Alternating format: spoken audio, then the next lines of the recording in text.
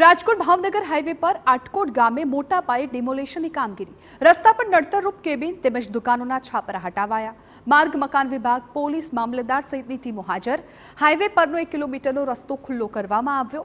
2 મહિના પહેલા દબાણકર્તાઓને અપાઈ હતી નોટિસ। ટ્રાફિકની સમસ્યાને લઈને તંત્ર દ્વારા ડિમોલેશન હાથ ધરાયું। ડિમોલેશન દરમિયાન પોલીસનો ચુસ્ત બંદોબસ્ત ગોઠવાયો। 2 મહિના દબાણકર્તાઓને નોટિસ આપ્યા છતાં દબાણો ન હટાવાતા આખરે તંત્ર દ્વારા તમામ ગેરકાયદે દબાણો હટાવીને રસ્તો ખુલ્લો કરવાની કામગીરી કરવામાં આવી। દબાણોને કારણે ટ્રાફિકની પણ સમસ્યા વિકટ બનતી હતી, જેથી ડિમોલેશન કરાયું।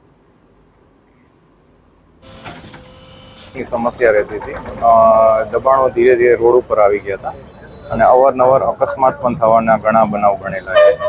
એટલે 1.5 મહિના પહેલા આપણે એ લોકોને પ્રાથમિક નોટિસ આપેલી હતી, દબાણ દૂર કરવા માટે જણાવવામાં આવેલું હતું। એમને બીજી નોટિસ પણ આપવામાં આવેલી હતી અને ત્યારબાદ એમને 15 તારીખે છેલ્લી તારીખ આપવામાં આવી હતી સ્વૈચ્છિક દબાણ દૂર કરવા માટે।